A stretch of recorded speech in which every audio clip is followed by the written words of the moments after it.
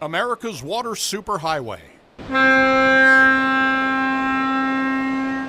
Barge traffic on the Mississippi River, moving mountains of coal, scrap metal, and the bounty of the fall harvest. Grain to fuel to iron, just a little bit of everything. The Mighty Miss, the nation's largest inland waterway, dependent on a vast system of locks and dams, like the Melvin Price Locks and Dam in Alton, raising and lowering barges to move products up and down the river and across the globe.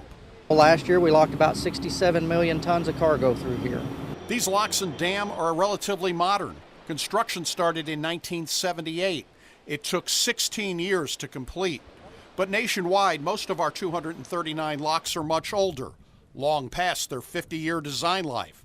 The U.S. Army Corps of Engineers estimates $4.9 billion of your tax dollars are needed to update or replace these structures over the next 20 years. Extremely important to the economy of the nation. There's a lot of product that travels up and down the Mississippi River.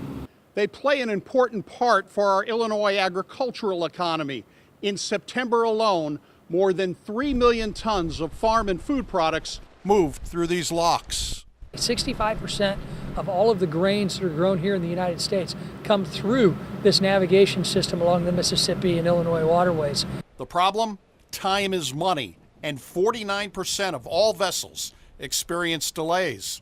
The American Society of Civil Engineers has issued a report card on the nation's infrastructure, giving the inland waterways a D grade after years of ignoring locks and dams. The last administration did not prioritize this project to be included in the budget since 2011. Congress must now come to grips with a major funding effort to keep millions of tons of cargo moving up and down the Mississippi each year. And every single budget year that we don't address our crumbling locks and dams along the Illinois-Mississippi River is one more year it's going to take to start building them. Last week on the Ohio River in southern Illinois, a hydraulic system used to operate gates failed, backing up towboat traffic for nearly 46 miles. As shipments of corn and soybeans were delayed getting to Gulf Coast export terminals. The Army Corps of Engineers is building this lock and dam structure to replace two aging locks built in 1928. By the time this opens, it will have taken nearly 30 years to complete. As Congressman Rodney Davis tells us, there is no overnight fix. We can't afford to go another 20 years into the next generation of members of Congress and the next generation of farmers and those who want to actually build businesses and create jobs and create manufacturing right here in central Illinois.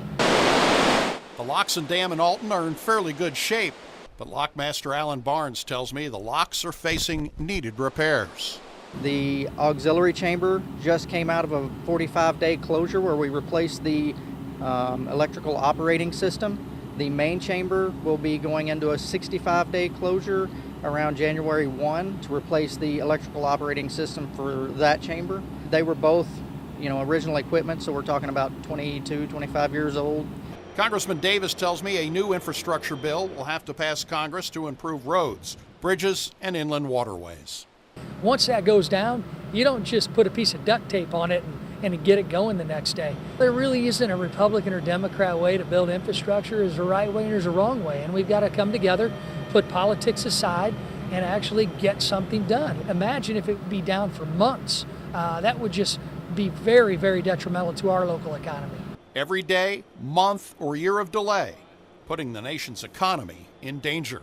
The nature of the equipment, it's underwater half of its life, so there's things that happen that we have to maintain. And we want to see the Corps of Engineers continue to do what made them great, which is build big things. For the I-Team on the Mississippi River in Alton, Doug Wolfe, WAND News.